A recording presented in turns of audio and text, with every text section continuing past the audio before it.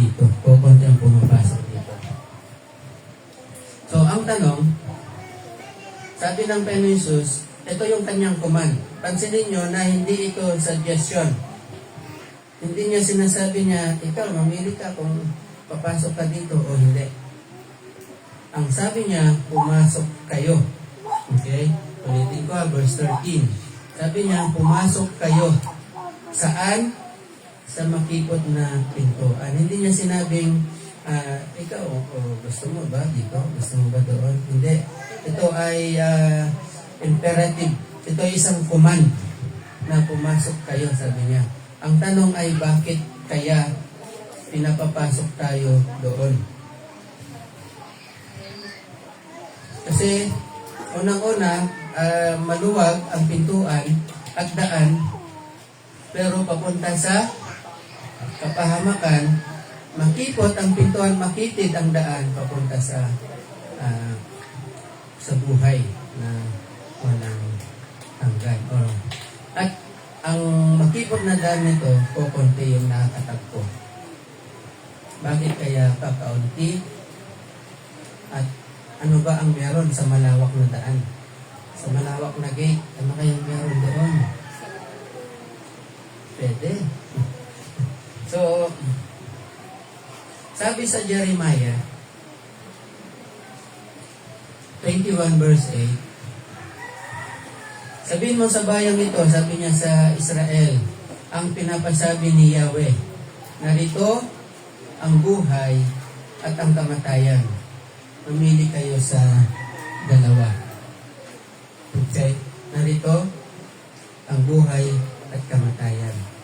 Doon sa malawak na gate at saka maliit na gate, alin kaya doon ang buhay, alin doon ang kamatayan. And then, sabi rin ni Joshua, ito, napag-aralan na natin ito. Sabi ni Joshua sa Joshua 24, verse 15, nung nasakop na nila yung lupang pangako, yung promised land. Sabi niya, pinagpipili sila. Kung ayaw ninyong maglingkod kay Yahweh, pumili kayo ngayon. Kung sino ang inyong paglilingkuran.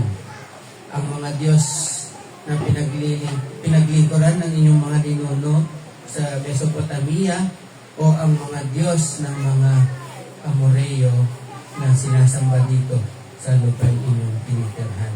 Ngunit, para sa akin, as for me and my house, sabi ni Joshua, at sa aking sambahayan, kay Yahweh kami maglilingkod.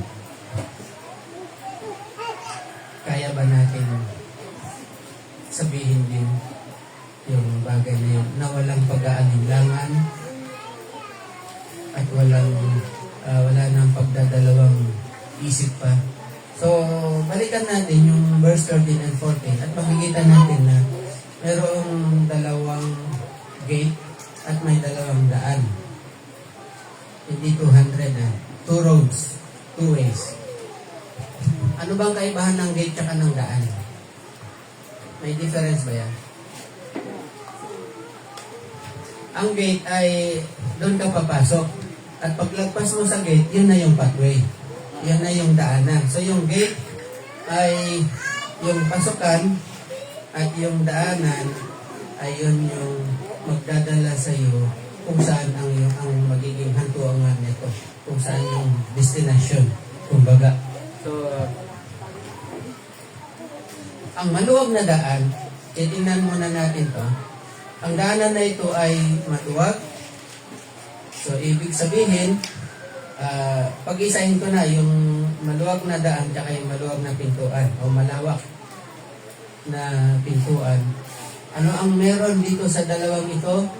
Ang daanan na to at ang pintuan na to, of course, obviously, madaling pumasok. Okay? Madaling pumasok, yun lang, dadalhin ka sa kapahamakan. Subalit kahit na papunta sa kapahamakan, ito pa rin ang pinipili ng karamihan, majority. Kaya nga mag-ingat tayo sa majority. Kung minsan sinasabi nila, mas maganda yung majority. Pero not every time. Hindi lahat. Siguro sa election, maganda yung majority. Kasi majority wins. Pero pagdating dito sa buhay, hindi porke marami sila, ay di naman, dami nila doon, ang saya. Di ba? Sino nang naka-experience na o yung nakaranas na umattend sa, halimbawa dito sa atin kasi community ito eh. At saka doon sa mga tinatawag ng mga mega churches. Diba? Parang ang saya doon. Ang dami kang nakikita iba-ibang mukha. Dito, yung nakita mo nung Sunday siya pa rin. Diba of course, pag may mga kasama tayo doon.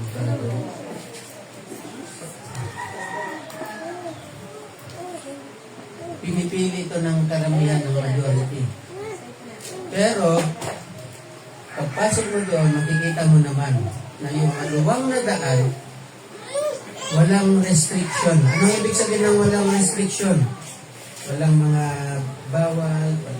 Madadala mo kung may dala-dala kang sako, hindi ka pwede sa makipot na daan. Hindi kayo magkakasya ng sako. Kung may bit-bit ka, hindi pwedeng hindi mo siya bitiwan. Kung gusto mo, mauna ka siya sa likod siya, or paunahin mo siya, ikaw na sa likod. Pero sa maluwang na daan, kung sabi tayo, ayun, ganyan pa. Kasi maluwang nga, maluwang, madaling puntahan, marami kang makakasama. Pero ito ay punong-puno ng kasiyahan, pero makamundong mga kasiyahan. Punong-puno ng napakagandang mga bagay, pero mga makamundong mga bagay. At kadalasan, ito sa maluwang na daan ito, ay pansariling satisfaction. So, lagi ang nasasatisfy ay ang sarili. Ito, gusto ko ito kasi masaya ako dito, masaya dito. Gusto ko ito kasi parang gumaganda ako dito. Mga ganun ba? Puro nakafocus sa sarili. Pero higit sa lahat, ang mga nandoon ay puro taliwas sa kalooban ng Panginoon. Tinatanggap ang sinuman doon sa daan na yon na makapasok kahit na wala kang isasakripisyo sa iyong sarili. Ano ibig sabihin kasi ng isasakripisyo? Sometimes, yayain ka, sige, sama ka dito. May bisyo ako Okay lang yan. Ituloy mo lang. Kaya tuloy, pagdaan mo sa simbahan, nakita mo sa labas, ang daming mga nagsisigarilyo doon bago pumasok. Diba? Tapos makasagot mo, ay. Bakit? Kasi wala namang restriction Basta ang importante, bahagi ka ng grupong ito. Ibig sabihin, hindi mo kailangan talikuran o bitiwan anuman ang mga nakagisnan mong buhay noon. Kung pumasok ka doon, nagmumura ka, lalabas ka, nagmumura ka pa rin. Kung pumasok ka doon, meron kang bisyo, 10 taon na nakakalipas, may bisyo ka pa rin. Kasi wala naman, di ka naman papansinin Walang conviction. Pwede pa rin gawin anumang bagay na dati mo nang ginagawa kahit hindi tama. Katulad ng sobrang pagiging materialistic.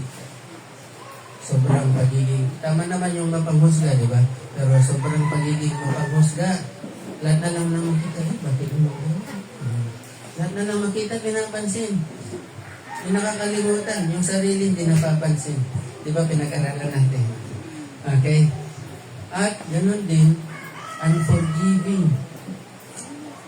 Walang restriction kahit na ano tinatanggap, kahit ano pinapaniwalaan. Walang restriction. Gawin mo, ituloy mo ang sarili mong buhay hanggat gusto mo. Ang mahalaga ay kabahagi ka dito. Parang ganun. Yun yung maluwag na daan. Ang tinutukoy na daan dito is dalawang way papunta sa kaligtasan. Okay? Papunta sa buhay na walang hanggan. Yung isa, masyadong maluwag. Pwede mo gawin kung ano gusto mo, importante, kasapi ka dito. Yung isa naman ay masikip dahil may mga kailangan kang bibitiwan. Ito, titingnan natin, yung makipot na daan, ito ay masikip at masaya din naman pero may hirap din. May galak pero meron din kung minsan maranasan na lungkot. Doon sa maluwag na daan, hindi, ayaw nila yun. I-review mo yung lungkot na yan. Nakarinig na kayo ng gano'n. I-review mo yung kalungkotan na yan. I-review mo yung pagsubok na yan. Samantalang sinabi ni James, huwag kayong magtaka kung may pagsubok kasi diyan na-form ang iyong pananampalataya. Okay? Nangangailangan ito ng matibay at personal. Ibig sabihin ng personal, yung desisyon na ito hindi nakasalalay sa desisyon ng iba. Okay? Ito ay personal mong desisyon at hindi dahil sa, sinabi kasi ni pastor. Or, kasi yung nanay ko nandun, yung tatay ko nandun. Kasi yung daming kasi.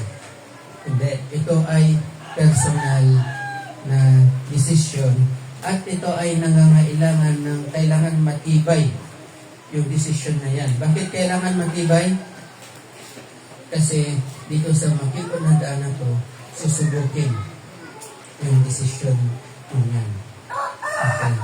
Hindi lang susubukin, aalukin ka ng iba't ibang bagay para sa ganun, ay doon na lang ako. Yung pala, ang saya pala doon.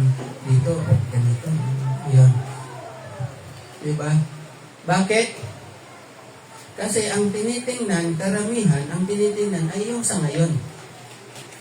Nakatingin tayo sa nakaraan, binabalikan natin yung nakaraan, at nakatingin tayo sa kung ano yung